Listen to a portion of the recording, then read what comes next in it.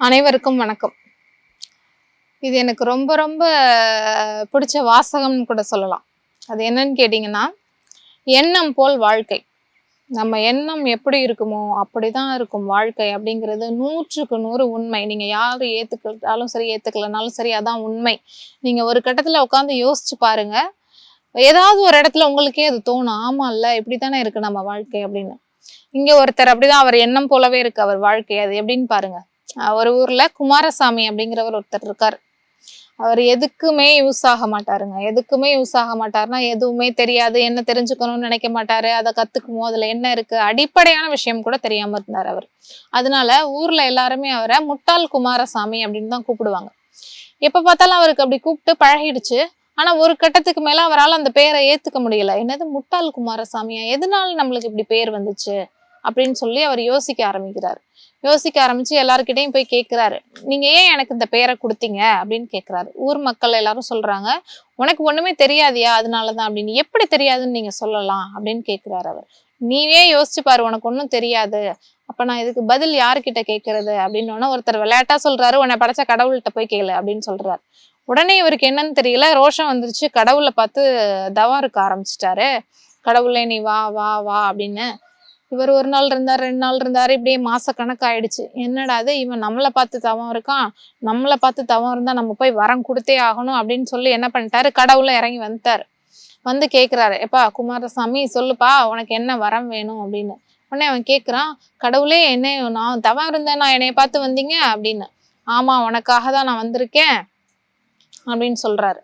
சரி, என்ன வரம் வேணும்னு கேளு. நீ தவம் இருந்துட்ட, வரம் கொடுத்துட்டு போகணுங்கிறது தான் என்னோட விதிமுறை, நான் வந்துட்டேன், உனக்கு என்ன வரம் வேணும்னு கேளு. ஐயோ, என்ன கேட்கணும்னு மறந்துட்டனே அப்படின்னு சொல்றான். என்னப்பா நீ இப்படி இருக்க, வரம் கொடுத்துட்டு போகணுங்கிறது தான் என்னோட விதிமுறையே, அதனால உனக்கு என்ன வேணும்னு கேளு அப்படின்னு கேட்கிறாரு.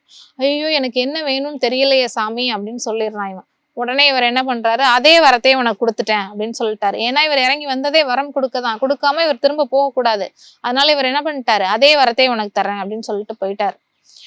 இதுல இருந்து நமக்கு என்ன தெரியுதுன்னா, அவரோட எண்ணம் பாருங்க. அவர் என்ன கேட்கணும்னு நினைச்சு வந்தாரு, என்னை ஏன் இப்படி படைச்ச, எனக்கு ஏன் இந்த பேரை வச்சாங்க இந்த மக்கள் அப்படின்னு கேட்கணும்னு நினைச்சுதான் அவர் வந்தாரு.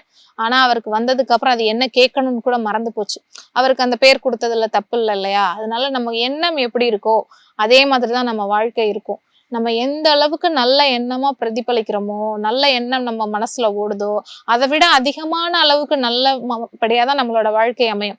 ஆனா நம்ம எண்ணம் அதுக்கு ஆப்போசிட்டா இருக்கு, நம்ம எதுவும் நல்லபடியா நினைக்கலன்னு வச்சுக்கோங்க, அதே மாதிரிதான் நம்மளோட வாழ்க்கையும் இருக்கும்.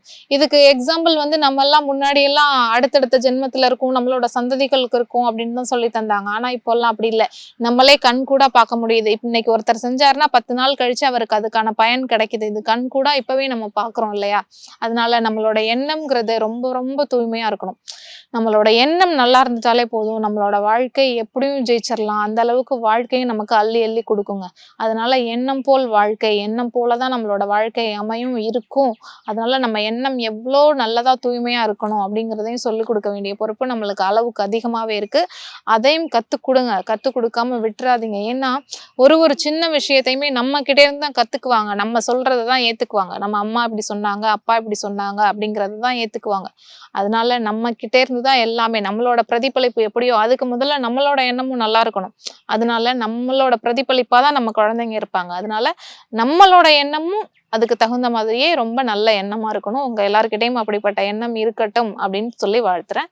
நன்றி, வணக்கம்.